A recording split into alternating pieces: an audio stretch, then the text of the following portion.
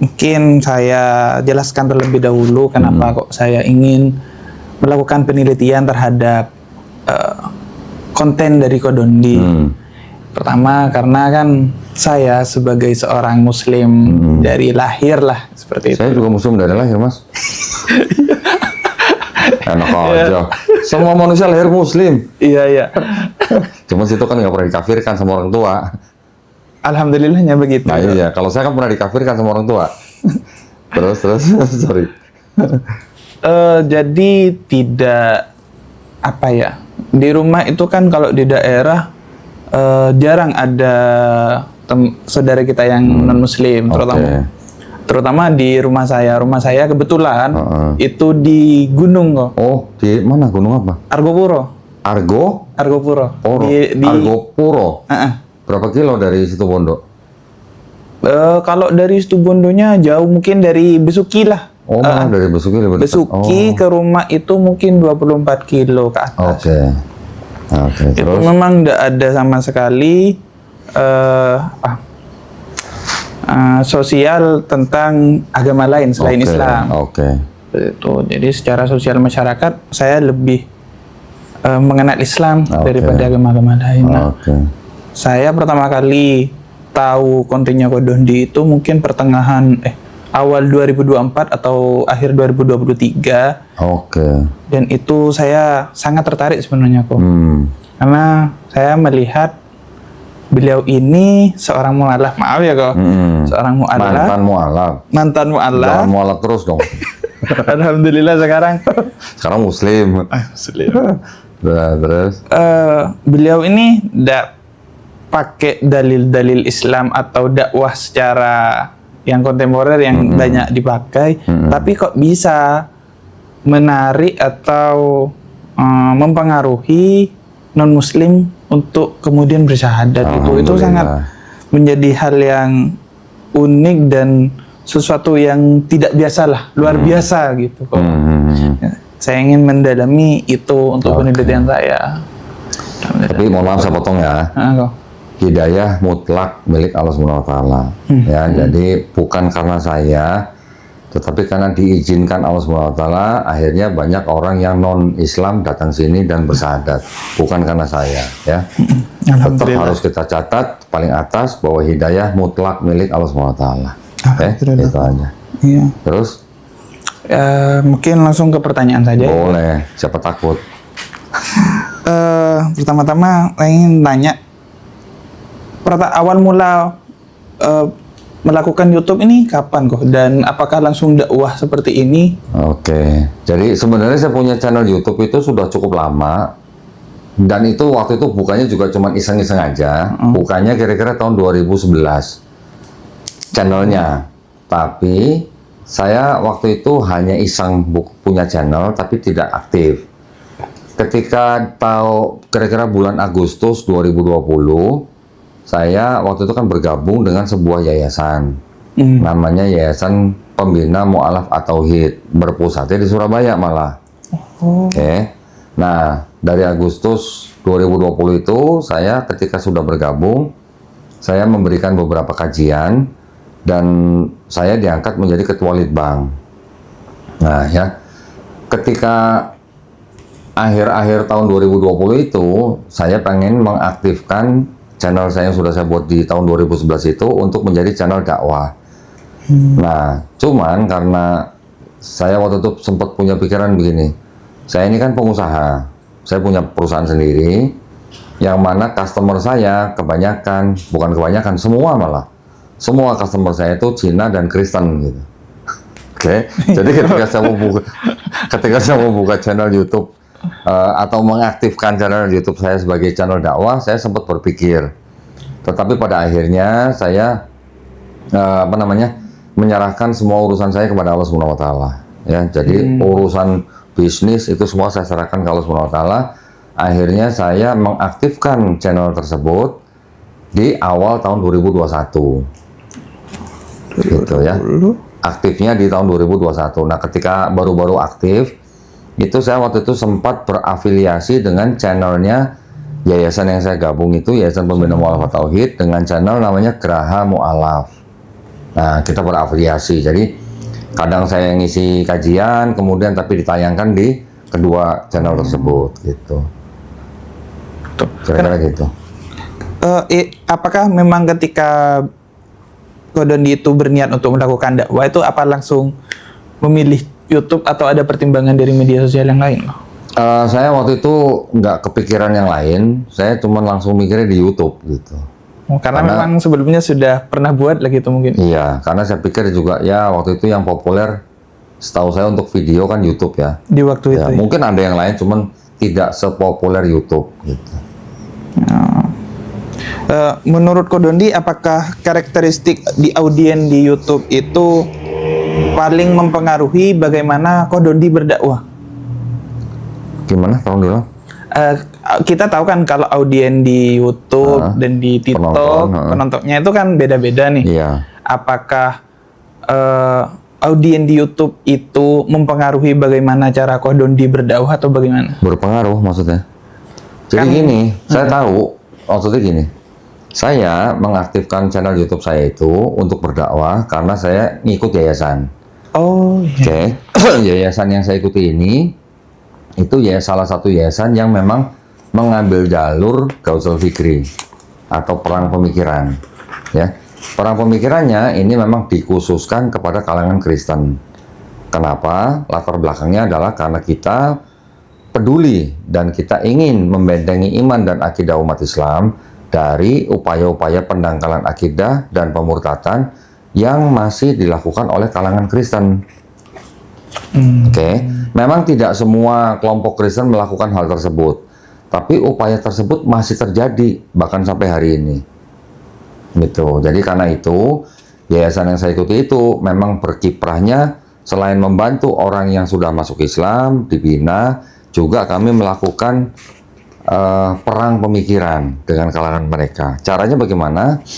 Caranya itu salah satu dengan membuat kajian tentang ilmu kristologi, dan juga kita melakukan dialog atau debat dengan pemuka agama Kristen. Tetapi perdebatan yang kita lakukan itu harus debat yang bermartabat, artinya tidak boleh saling caci maki, tidak boleh saling menghina, apalagi menista.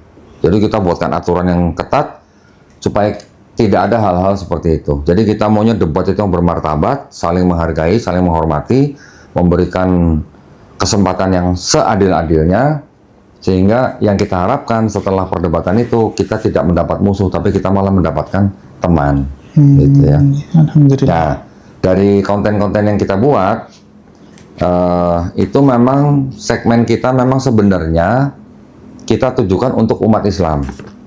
Oh, ya, iya. Segmennya sebenarnya kita tujukan untuk umat Islam. Karena umat Islam yang mungkin tidak tahu dengan ilmu kristologi ini, mereka bisa jadi belajar lewat YouTube.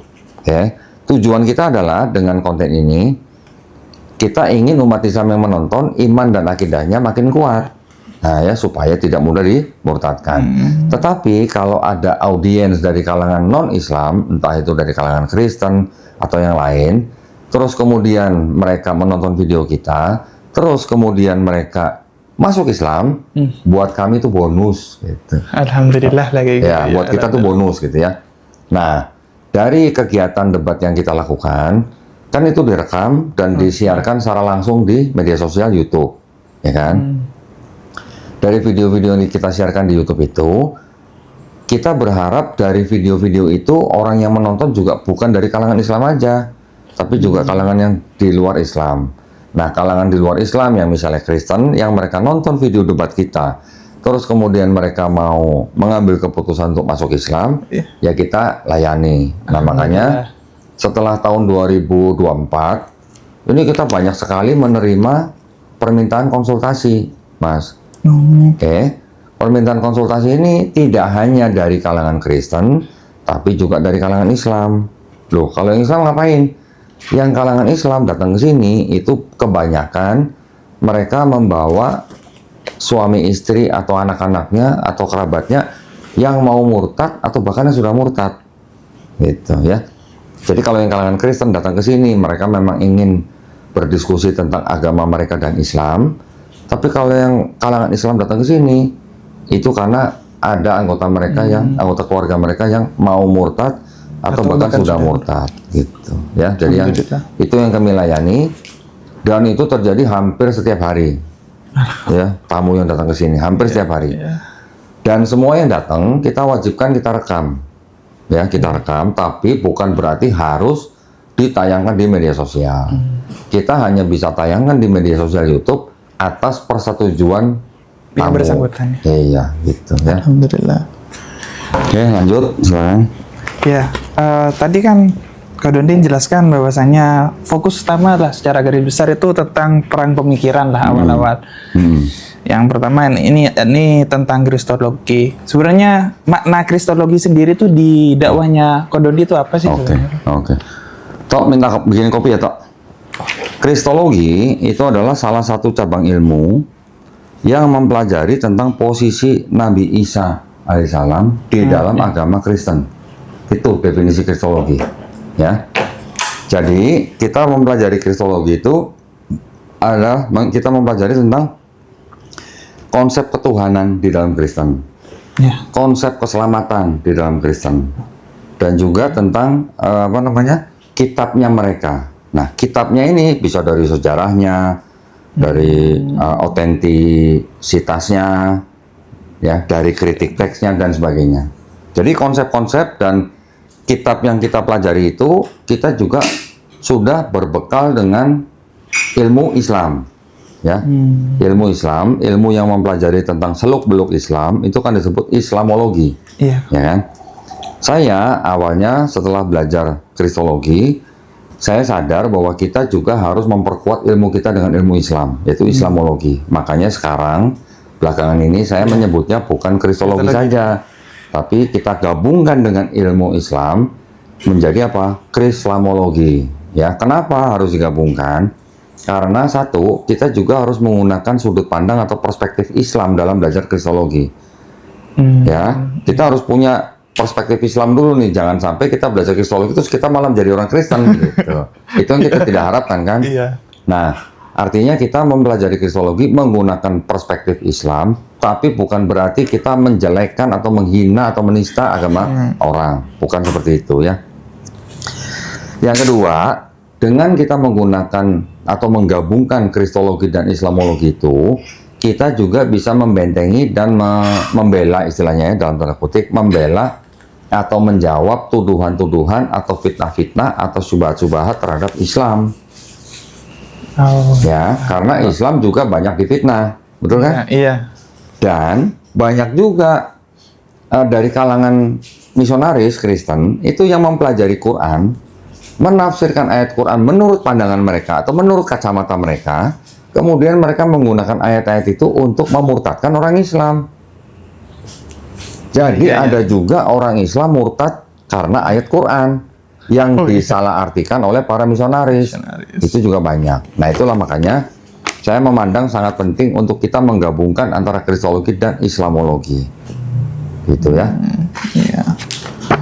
Apakah ada alternatif lain kenapa kok harus kristologi kok untuk ini dijadikan basis dakwah? Sekarang kalau menurut Hafid, kalau kita baca Sirah Nabawi, atau kita baca hadis-hadis yang sahih, Nabi sendiri dan sahabat-sahabatnya melakukan dakwah kristologi nggak? Secara praktek mungkin ya. Praktek, ya kan? Jadi ketika Nabi menerima kedatangan orang-orang Yahudi, orang-orang Nasrani yang mempertanyakan tentang kenabian Rasulullah, juga memperdebatkan tentang sifat keilahian Nabi Isa, atau yang Yahudi tentang sifat nabi-nabi yang lain segala macam, itu kan Nabi dan sahabat-sahabat kan juga sedang melakukan perdebatan yang juga menggunakan kristologi, ya kan? Karena buat Nabi, beliau juga mengetahui apa yang dipegang oleh kalangan Nasrani dan Yahudi, betul nggak? Iya. Nah, jadi buat kami di Yayasan Pembina Mu'alafat Tauhid itu, apa yang dilakukan oleh Nabi dan sahabat-sahabatnya ketika berinteraksi dengan kalangan Yahudi dan Nasrani, itu sama juga Nabi sedang menggunakan kristologi. Cuman mungkin beda medianya, beda fisik kitabnya. Kalau zaman Nabi kan yang ada kan gulungan-gulungan. Kita sekarang bisa pegang dengan kitab-kitab, gitu kan. Tapi kan Nabi juga membiarkan atau mengizinkan sahabatnya, terutama sahabat Said bin Sabit, untuk menyimpan gulungan-gulungan kitab mereka, betul kan? Kadang-kadang ketika mereka datang bertanya, gulungan kitab itu dibacakan di depan mereka, atau bahkan mereka yang suruh baca sendiri, ya. Dengan cara itu banyak orang Yahudi juga yang masuk Islam, betul kan? Iya. Kemudian, tapi gini, maksud saya gini, walaupun Nabi mengizinkan sahabat menyimpan gulungan-gulungan Taurat itu, tapi kan Nabi berpesan, jangan kamu terima semuanya, tapi juga jangan kamu tolak semuanya. Bisa jadi di dalamnya gulungan kitab mereka atau kitab mereka masih ada kebenaran. Itu maksudnya. Jadi, kalau ditanya kenapa kita menggunakan kristologi, nah kami sebenarnya mengikuti sunnah Nabi. Kenapa kita menggunakan kristologi? Kita mengikuti cara Nabi, gitu. Cuman berbeda media dan barang buktinya, gitu. Nah, tadi turunan dari kristologi sendiri kan sebenarnya banyak nih kok. Seperti yang disampaikan tadi mengenai karya-karya Yesus dan segala macamnya. Karya-karya apa? Karya-karya Kristus tadi. Kristus? Yesus yang tadi katanya Ko Dondi tadi. Karya apa? Maksudnya tentang keilahian dari Yesus Kristus, ya. Topiknya. Ya. Itu kan di Bible saya kan nggak tahu nih. Banyak banget nih ayat-ayatnya. Bagaimana cara Ko Dondi itu memilah dan memilih ayat-ayat yang bisa digunakan atau fokus utama dari dakwahnya Ko Dondi. Jadi sebelum kita menggunakan ilmu kristologi ini, ketika kita berinteraksi dengan kalangan Kristen, kan kita harus tahu nih, pertama kali kita harus tahu konsep ketuhanan dan keselamatan dalam Islam. Iya. Gitu kan? Kita baca, kita pelajari kitab Kristen. Di dalam kitab Kristen itu ada dua bagian utama. Yang pertama itu disebut dengan Perjanjian Lama, yang kedua disebut Perjanjian Baru. Kalau di Quran tidak ada tuh Quran Lama, Quran Baru, nggak ada. Kalau Quran satu kitab dari mulai Al-Fatihah sampai Anas. Tapi kalau di kitabnya orang Kristen itu ada dua bagian, Perjanjian Lama dan Perjanjian Baru. Oke? Yang Perjanjian Lama ini kita harus tahu ini sebenarnya kapan disusun dan siapa yang menyusun, ya dong. Yang Perjanjian Baru juga kita harus tahu kapan disusun, siapa yang menyusun. Nah, ya. Yang Perjanjian Lama ternyata ini bukan murni punya Kristen. Yang Perjanjian Lama ini sebenarnya punya kalangan Yahudi. Nah, disusunnya jauh sebelum ada Kristen. Kira-kira hampir 500 tahun sebelum ada Kristen, kitabnya orang Yahudi itu sudah disusun. Ya, kitabnya disebut dengan sebutan Tanakh. Nah, Tanakh itu adalah kumpulan daripada kitab-kitab yang secara umum bisa dibagi menjadi 3 kelompok. Yang pertama adalah kelompok kitab Torah namanya. Yang kedua kelompok kitab Nevi'im. Yang ketiga kelompok kitab Ketuvim.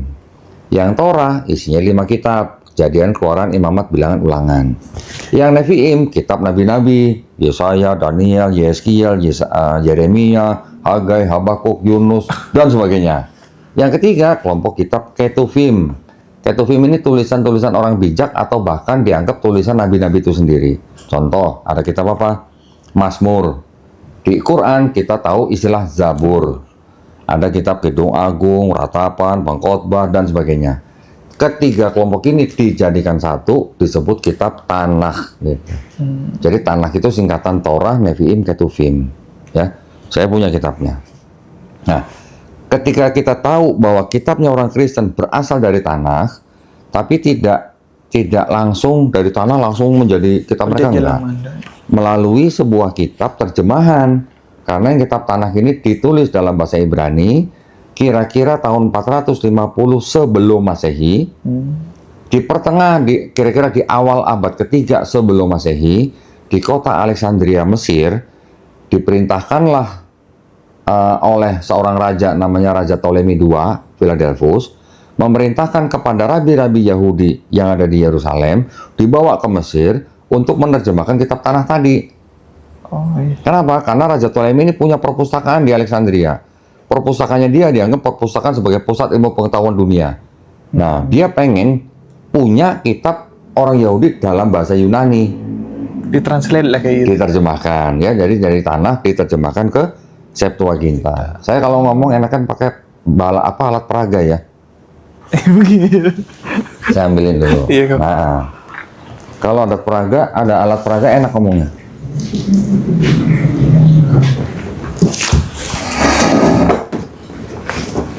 Jadi siapa supaya Mas Harfi juga punya gambaran. Iya.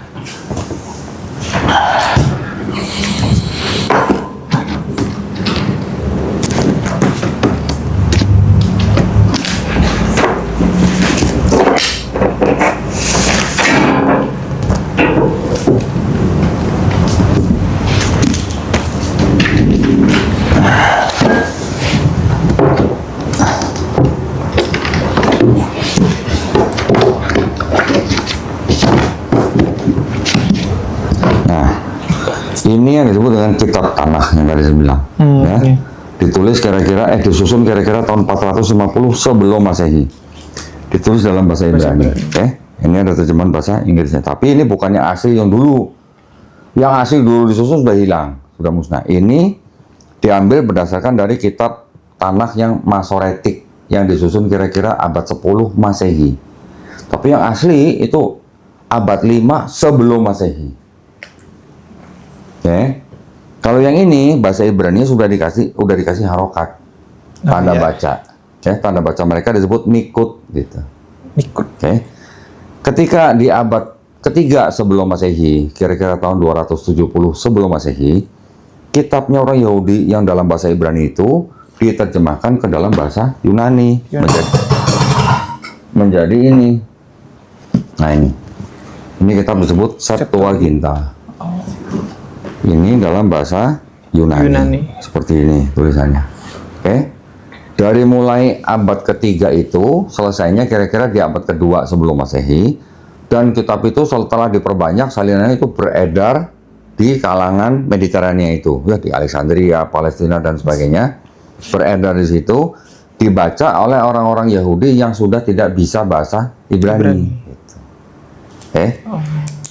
Nah, kitab Septuaginta ini yang beredar ketika di abad-abad kedua, ketiga, keempat itu terjemahannya dikoreksi atau diubah-ubah oleh pemuka-pemuka agama Kristen yang sudah timbul nih. Kristen kan abadnya timbulnya di abad pertama, di abad kedua, ketiga, keempat terjemahan yang ini diubah-ubah sama orang Kristen, bapak-bapak gereja Kristen.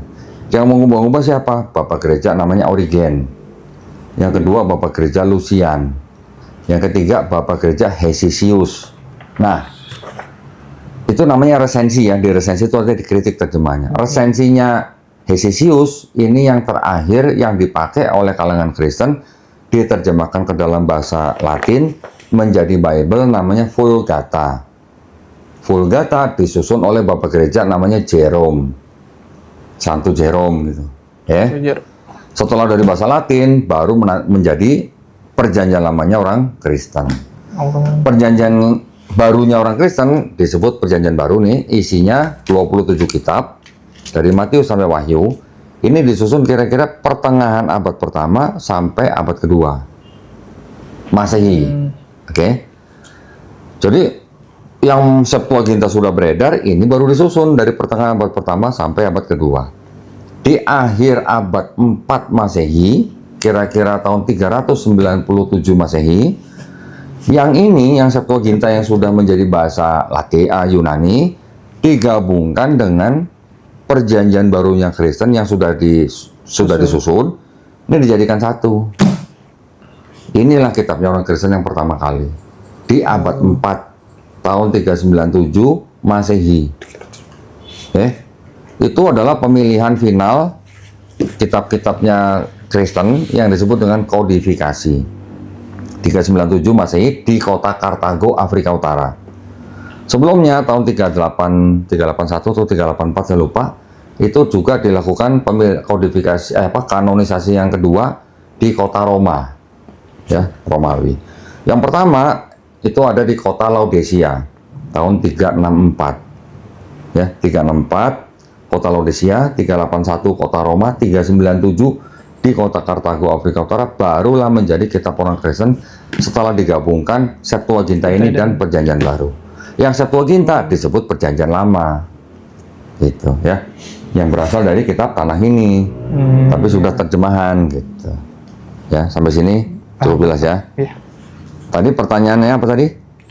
Bagaimana Ko Dondi itu memilih ayat-ayat Oke, nah, ketika kita sudah tahu ada kitab yang terjemahan yang sudah diubah-ubah dan kitab yang punya Kristen sendiri, kita sebagai umat Islam, kita sudah paham Quran, bagaimana konsep ketuhanan kita, bagaimana konsep keselamatan kita di Islam.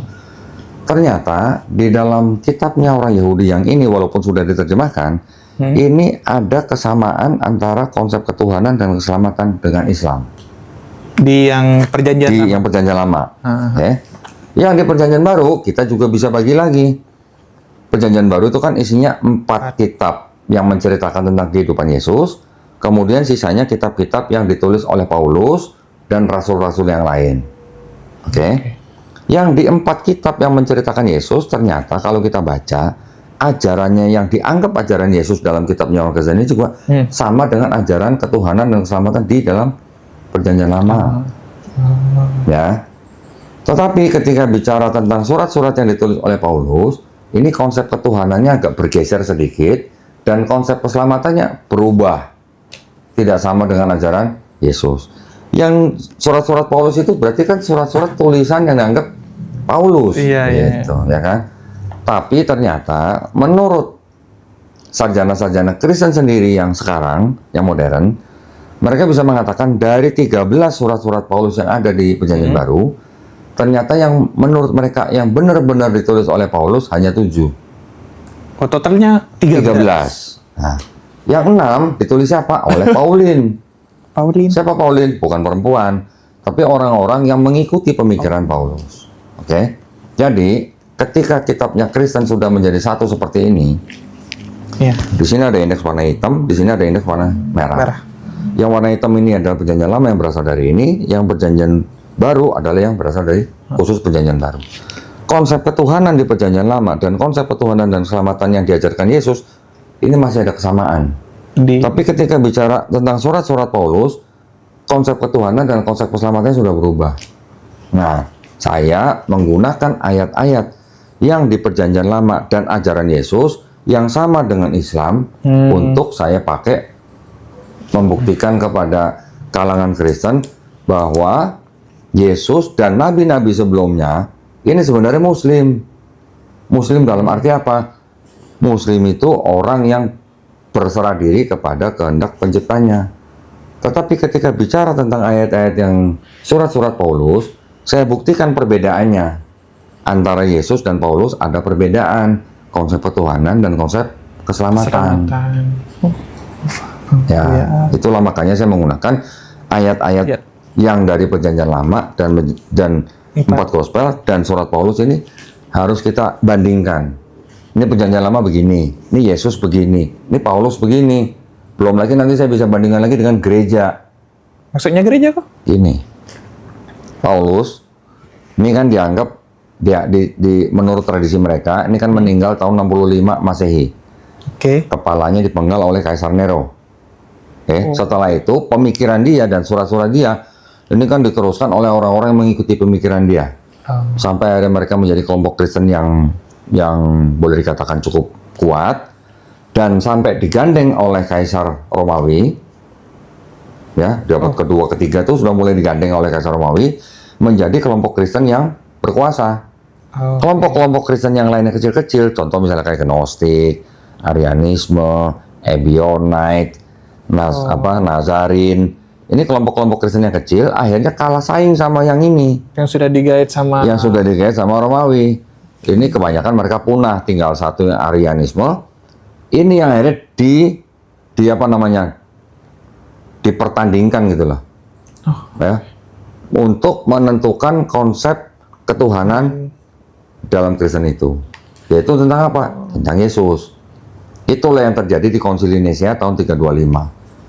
Disponsori oleh Kaisar Konstantin, kelompok yang mengikuti pemikiran Paulus dan kelompok Arianisme dijadikan satu dalam muktamar. Akhirnya diambil voting. Ambil voting, mereka menetapkan Yesus punya hakikat yang sama dengan Bapa. Berarti Yesus punya sifat ilahi. Nah, itu. Barulah di situ Yesus dianggap